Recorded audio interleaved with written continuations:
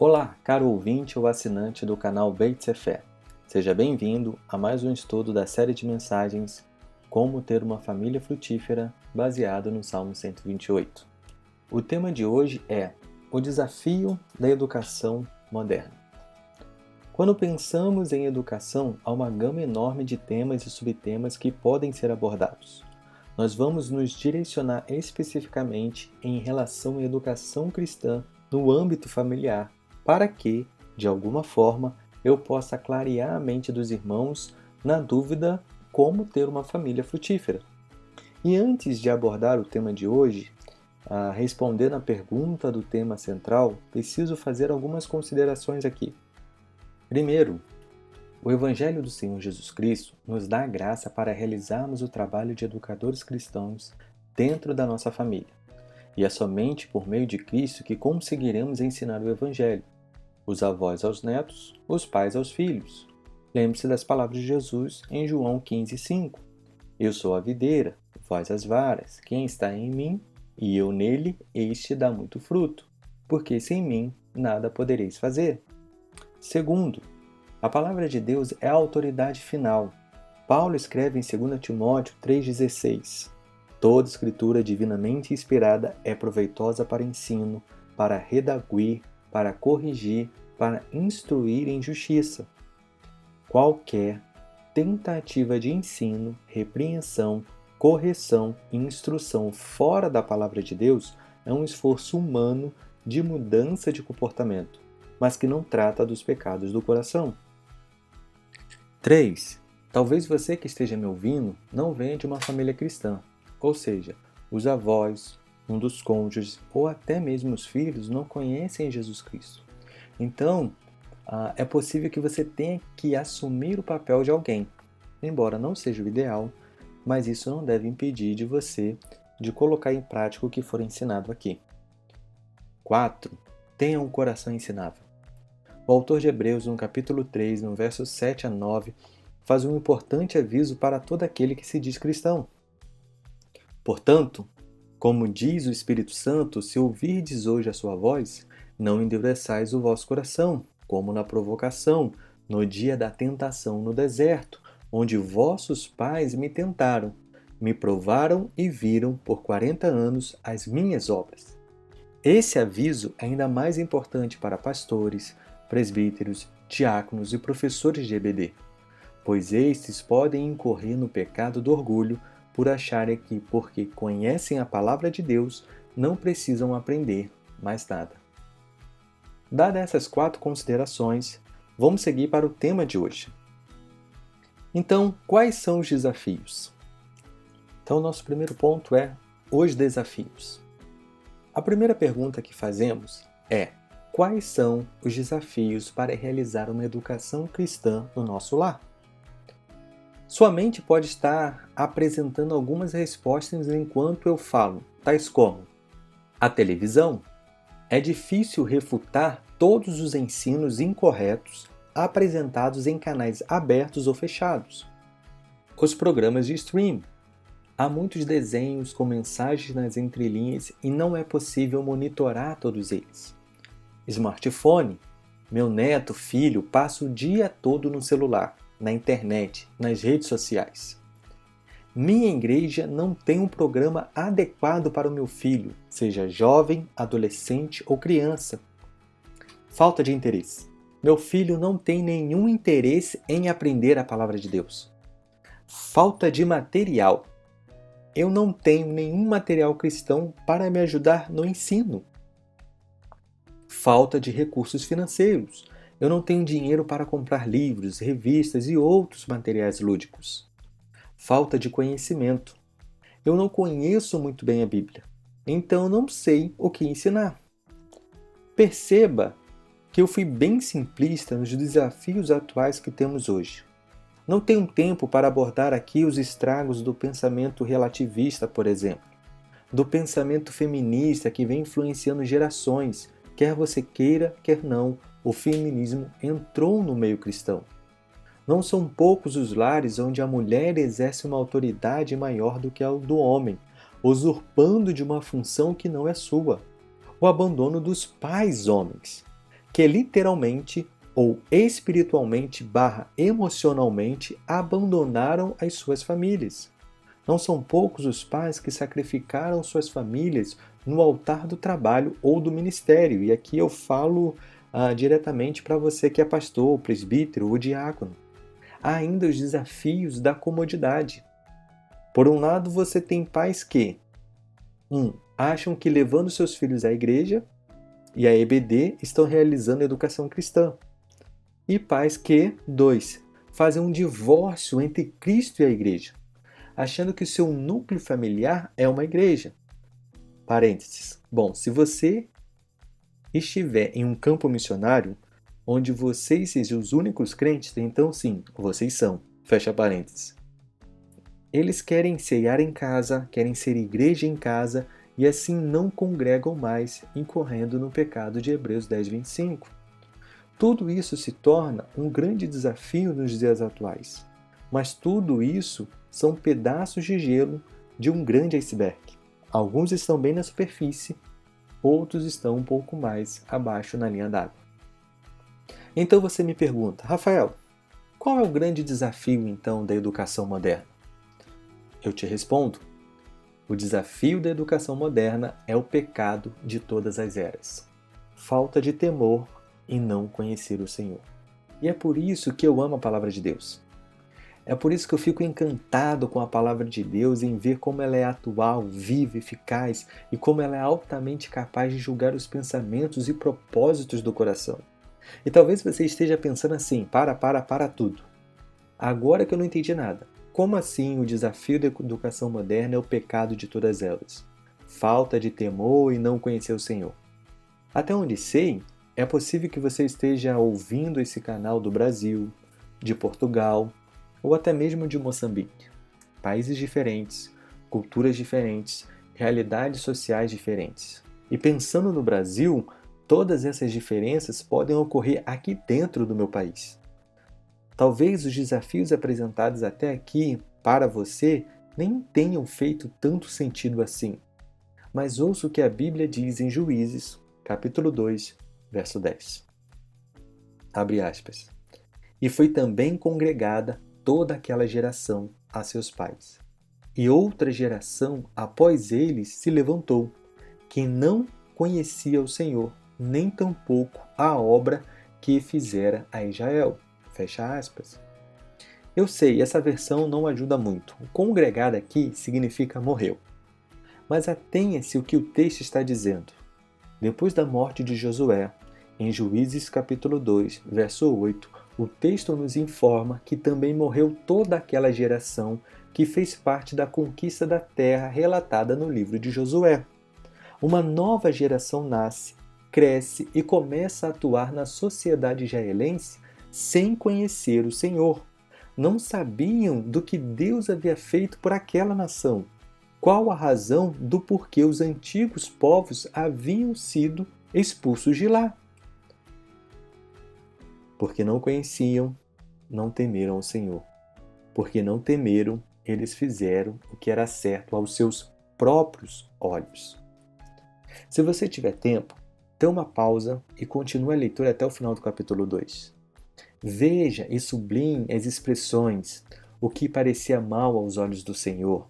Deixaram o Senhor, adoraram, foram-se provocaram o Senhor à ira, deixaram, ouviram, prostituíram, desviaram e outras expressões que apresentam como eles não temiam o Senhor. Peraí, Rafael, isto é muito pesado, meu irmão. Eu só quero saber como ter uma família frutífera, você argumenta. Meu irmão, entenda bem. Quando os avós e os pais, que são crentes no Senhor Jesus, não ensinam os seus netos e seus filhos a temerem ao Senhor, surge uma geração que inicia um ciclo 3D, como ensinava o Dr. Carlos Oswaldo Cardoso Pinto. Desvio, disciplina, desafogo. Meu irmão, se você quer ter uma família frutífera, você precisa ensinar todo o conselho de Deus. Você precisa pregar a palavra de Deus em sua casa e não somente isso, você precisa viver o Evangelho dentro da sua casa. Aquela geração sofreu por se desviar do Senhor? Sim, sem dúvida. E tinha sim um remanescente, mas a Bíblia é muito clara em expor o erro da geração que conquistou a terra. Eles falharam em ensinar os netos e os filhos todos os mandamentos do Senhor. Repito, eles falharam em ensinar os netos e os filhos todos os mandamentos do Senhor. Entenda bem, cada um responderá por seu pecado. Os netos barra os filhos e os avós barra os pais. Mas o ensino do Evangelho é responsabilidade dos pais e avós. A disciplina bíblica é responsabilidade dos pais. E quando nós não fazemos, nós estamos desobedecendo ao Senhor. Mas lembra da primeira consideração? O Senhor Jesus nos dá graça para realizarmos o trabalho de educadores cristãos. Em meio a tantos desafios que nos impedem de ensinar o Evangelho do Senhor Jesus Cristo aos netos e aos nossos filhos, existe a graça de Jesus abundando em nossas vidas. Então, qual a solução? Para não ficar somente nas minhas palavras, eu quero fazer uma rápida reflexão em Deuteronômio, capítulo 6, do verso 1 ao verso 9. Esses versos nos fornecem um ensino para enfrentarmos qualquer desafio na educação dos netos e dos nossos filhos. Preste bastante atenção e leia na sua Bíblia, se possível, Deuteronômio, capítulo 6, do verso 1 ao verso 9. Qual que é o propósito? Qual é o objetivo dessa passagem? O propósito de Moisés, divinamente inspirado por Deus, ao dizer essas palavras ao povo, era que eles tivessem uma vida toda de temor, de reverência do Senhor, o nosso Deus. A evidência desse temor, ou a falta dele, seria à medida que o povo obedecesse ou desobedecesse ao Senhor. À medida que eles fossem ensinando os netos e os filhos sobre os mandamentos, os estatutos e os juízos que Deus ordenou, mais eles conheceriam a grandiosidade de Deus, seus atributos, seu eterno poder, a sua singularidade e santidade em oposição aos ídolos de Canaã. Esse conhecimento deve gerar temor e o temor gera obediência.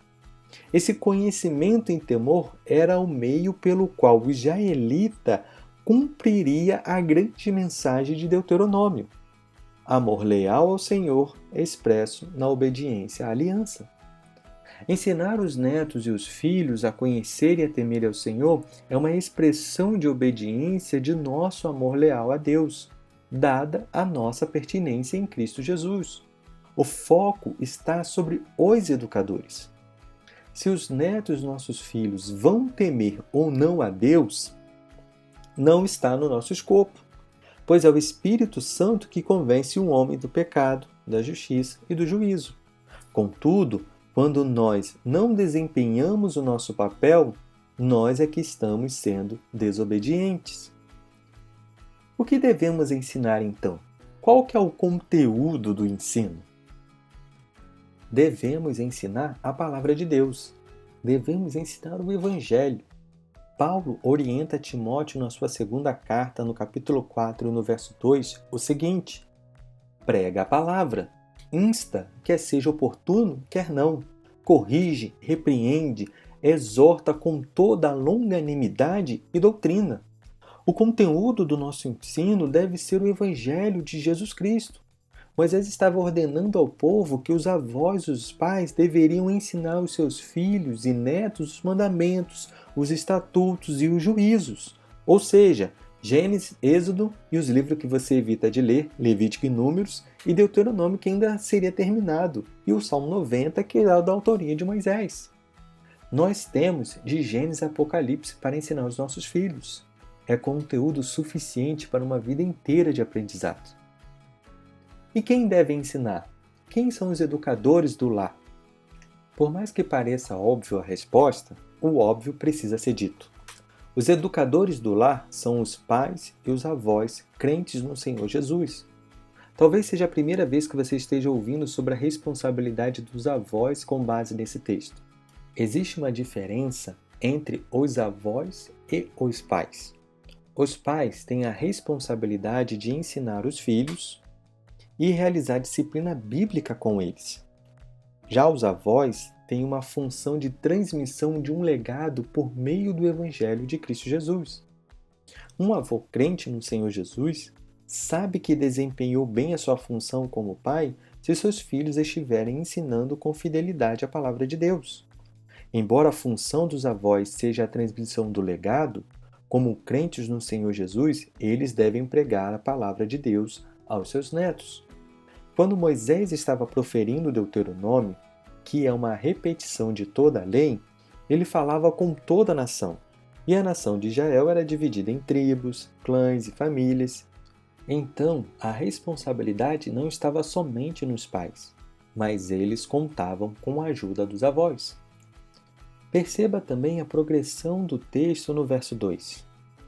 Para que temas ao Senhor, teu Deus, e guarde todos os seus estatutos e mandamentos, que eu te ordeno, tu e teu filho e o filho de teu filho, todos os dias da tua vida, e que teus dias sejam prolongados. Deus ordena ao avô/pai, ao filho/pai e, por fim, ao neto/filho. Todos deveriam cumprir com as palavras daquela lei. No Novo Testamento, temos um belíssimo exemplo de quando os avós e os pais cumprem esse papel com fidelidade. Ouça o que diz Paulo em 2 Timóteo 1,5. Trazendo à memória a fé não fingida que há em ti, a qual habitou primeiro em tua avó Lóide e em tua mãe Eunice, e estou certo de que também habita em ti. Combine esse texto com 2 Timóteo 3, 14 e 15. Tu, porém, permanece naquilo que aprendeste e de que foste inteirado, sabendo de quem o tens aprendido, e que desde a tua meninice sabes as sagradas letras, que podem fazer-te sábio para a salvação, pela fé que há em Cristo Jesus. Olha que interessante. Paulo, para animar Timóteo, relembra que a sua fé não é fingida. E não somente isso, ele dá exemplo de duas mulheres que Timóteo conhecia bem e que lhe eram exemplos de fidelidade a Deus. Não somente isso, descobrimos que Timóteo aprendeu sobre o Evangelho em sua meninice. Em algumas versões você vai encontrar a palavra infância. Ele aprendeu da sua avó Lóide e da sua mãe Eunice. Essas duas irmãs em Cristo ensinaram as sagradas letras a Timóteo. Elas pregaram a palavra ao pequeno Timóteo. Quando Timóteo era pequeno, é bem provável que elas tivessem somente o Antigo Testamento. E talvez Gálatas, se considerarmos o ano 45 para sua escrita e o ano 60 para a escrita das cartas a Timóteo, dando uma diferença de 15 anos, o que poderia deixar Timóteo na adolescência ou juventude quando Gálatas foi escrito. Enfim, a questão é que elas tinham muito menos recursos do que nós temos hoje. Nem por isso deixaram de cumprir com fidelidade o seu papel.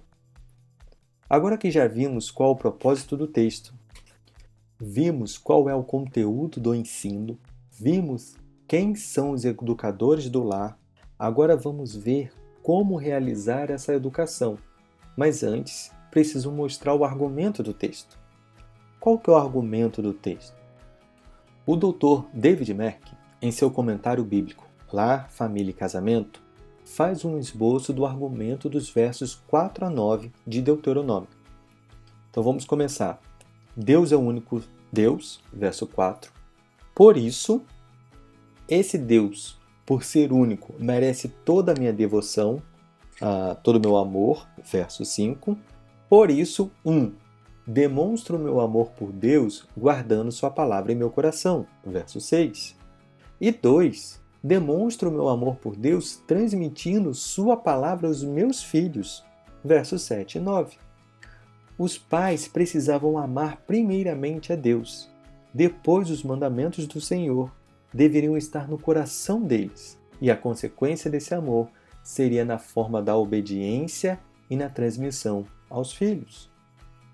O currículo da nossa vida é ensinar o que está no nosso coração. O que está no seu coração? Ouvir aqui, assim como guardar em João 14:21, tem a conotação de obediência. Nesse sentido, os pais precisavam reconhecer que Deus é o seu único Senhor. Jesus deve ser o Senhor do avô, da avó, do pai e da mãe, quem creem em Jesus como Salvador de suas vidas. Não é possível ter uma família frutífera se aquele ou aqueles que creem em Cristo Jesus dentro de um lar não são totalmente devotos ao Senhor Jesus Cristo. Sobre isso, o Dr. David Merck comenta, abre aspas, a expressão mais natural do meu amor por Deus e da palavra dele no meu coração é que vou influenciar os meus filhos com meu amor e minha vida alicerçada na Bíblia. Fecha aspas. Bom, esse é o argumento. Agora vamos ver como transmitir a palavra de Deus. Para falar sobre esse ponto, eu vou utilizar exatamente as mesmas palavras que o Dr. David Merck utilizou em seu livro, pois ele foi incrivelmente assertivo. Primeiro, o pai deve ensinar a palavra propositadamente. Versos 6 e 7a. E estas palavras que hoje te ordeno estarão no teu coração e as intimarás a teus filhos. O ensino não vai acontecer no seu lar se não houver por parte do pai um alto nível de intencionalidade. O ensino ocorre de propósito. Seu filho não vai, com algumas exceções, orar porque vê você orando. Não vai se interessar pela leitura bíblica simplesmente porque ele vê você lendo a Bíblia. Você precisa intencionalmente ensinar a ele a orar. Você precisa intencionalmente ensinar e colocar ele para ler a Bíblia. Você precisa intencionalmente ensiná-lo a memorizar as Escrituras. Você tem que usar a palavra de Deus intencionalmente ao discipliná-los. Eu particularmente não gosto desta versão que usa a palavra intimarás. Eu gosto da ARA ou da NAA que usam a palavra inculcarás. A palavra no hebraico é um verbo que está no piel. O que isso significa, Rafael? Esse modo expressa uma relação entre o verbo e o sujeito que realiza a ação de forma intensa e intencional. É como se ele fosse duplamente intencional. O sentido dessa palavra é um ensino com frequentes repetições ou admoestações. Essa palavra é às vezes utilizada para descrever flechas pontiagudas e afiadas que penetram o coração ou os rins de uma caça. Ou seja, de modo figurado, a palavra de Deus precisa ser lançada com toda a intencionalidade dos pais no coração dos seus filhos. Nas palavras do Dr. David Merck, abre aspas, o pai cristão prepara e planeja sua comunicação da palavra de Deus para penetrar o coração do seu filho. Instrução diligente, consistente, coerente, constante, perseverante, faz seu ponto justamente pela repetição. Esta é a responsabilidade do pai cristão que realmente ama a Deus. Ele grava fissuras no cérebro do seu filho pela repetição e pelo propósito. Número 2. O pai deve ensinar a palavra espontaneamente. Verso 7, parte B. E delas falarás a sentar em tua casa, e andando pelo caminho, e deitando-te, e levantando-te. A parte B do verso é incrível. Há uma figura de linguagem aqui chamada merisma. Essa figura usa os opostos para representar a totalidade. Assentado barra andando, deitando barra levantando. Assim ele enfatiza que o ensino deve ocorrer ao longo do dia, o dia todo. Muitas das vezes usamos a desculpa de falta de tempo, ou de não saber preparar um culto doméstico, ou até mesmo não ter um currículo para a semana. Aqui termina também as desculpas em relação a ter ou não ter materiais para as crianças. O ensino deve ocorrer nos momentos mais naturais e espontâneos do seu dia. Uma circunstância, uma imagem, um pecado cometido pela criança ou por você, um brinquedo ou uma taça de vidro quebrada, tudo isso pode ser utilizado para ensinar todo o conselho de Deus. Já lhe ocorreu ensinar como somos aptos a julgar? Quando seu filho quebrar um copo de vidro, será que a sua reação seria a mesma se você quebrasse esse copo? Ou seja, os avós e os papais podem ensinar que não devemos julgar os outros quando nós cometemos erros muito maiores. Antes de corrigir, devemos eliminar o nosso erro primeiro. Uau! Ao invés de gritar por um copo quebrado, podemos ensinar o Evangelho. Se a situação se repetir, podemos ensinar sobre mordomia dos recursos que Jesus tem nos dado. Podemos utilizar as viagens em família, sejam elas curtas ou longas.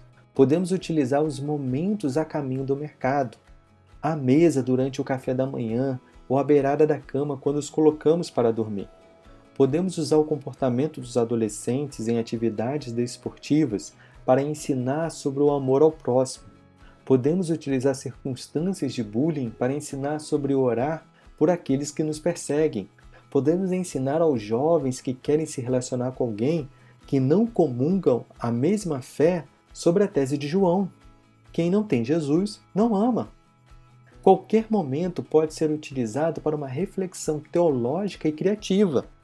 Em Provérbios 6, do 6 a 8, por exemplo, Salomão utilizou o trabalho das formigas para realizar uma discussão sobre diligência e preguiça. 3. O pai deve incitar a palavra simbolicamente. Versos 8 e 9. Também as atarás por sinal na tua mão, e te serão por testeiras entre os teus olhos, e as escreverás nos umbrais de tua casa e nas tuas portas.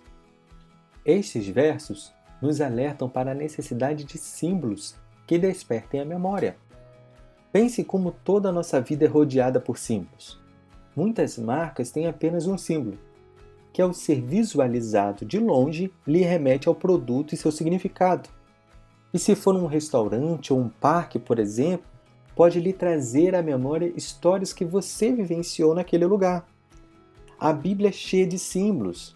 As pedras retiradas do Rio Jordão, Josué 4,6, a vara de Arão, números 17 e 25.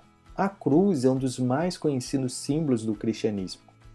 Como naquela época não tinha uma cópia da lei em cada casa, as pessoas eram incentivadas a terem os mandamentos do Senhor escritos em lugares visíveis. Aqui em casa, por exemplo, nós temos versículos pendurados na parede. E em nossa porta, eu tenho um amigo que tem 3 quadros retratando a redenção em Cristo Jesus. Aqui em casa, nós precisamos ressuscitar o nosso memorial. É uma espécie de um quadro com pequenos objetos que demonstram a graça de Deus em nossas vidas desde que eu e Michele nos casamos. Há um pequeno bolo falando sobre o nosso casamento, há um carrinho falando sobre a provisão de Deus em nos ajudar no financiamento que tivemos, há uma pequena pipa falando sobre, mostrando a graça de Deus quando o Enzo chegou. Enfim, são pequenos objetos que nos trazem à memória a graça de Deus e a manifestação da sua bondade em nossas vidas. A ideia é que a palavra de Deus seja algo constante aos seus olhos e pensamentos. Esses são os pontos positivos que nós devemos colocar em prática, mas existe um ponto que pode ser tanto positivo quanto negativo. É o currículo oculto. Tenha cuidado com o currículo oculto. Todos nós temos 2 currículos, o currículo visível e o currículo oculto. O currículo visível é aquele que você deixa bem claro o que quer ensinar. Por exemplo, você poderá ao longo de muitos anos ter que ficar perguntando ou até mesmo mandando seus filhos escovarem os dentes. Então aqui em casa, Enzo, você já escovou o dente? Vai escovar o dente, Enzo. Luca, vai escovar o dente. Enfim, você vai falar e repetir várias e várias vezes para eles colocarem a roupa no cesto e estender a toalha. Tudo isso você deixa bem claro o que você está querendo ensinar. Que eles escovem os dentes e coloquem a roupa no cesto e estendam a toalha.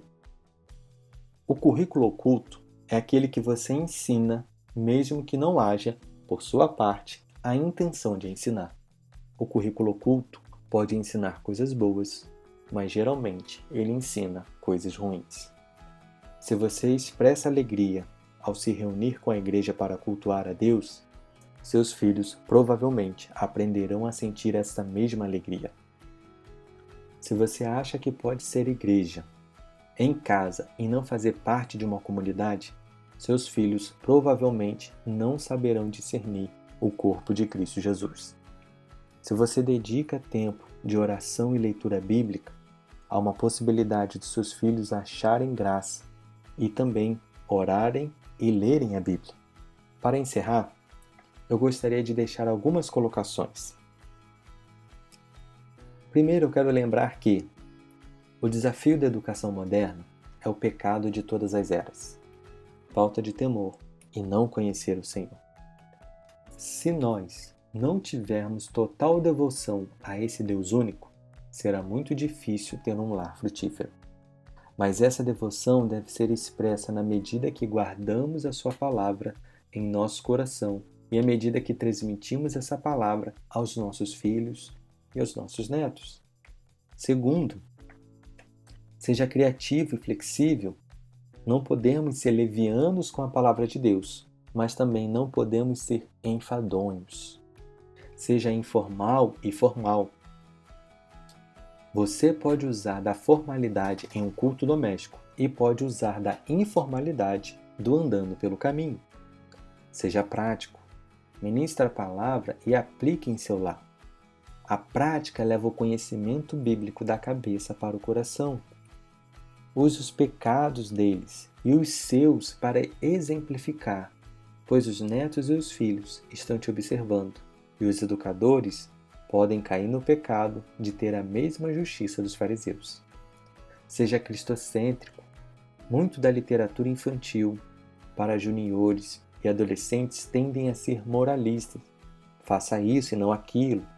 Cuidado com ensinos distorcidos doutrinariamente. Eles não podem ser o que quiser se usarem a fé deles. Seja doutrinário. Jonas não é uma história sobre um grande peixe, mas é uma história sobre a soberania de Deus em conceder a salvação. Terceiro, o avivamento que nós queremos em nossa igreja começa com a voz que transmite um legado por meio do Evangelho. E legado não são as histórias do que você fez na igreja, mas o Evangelho em si.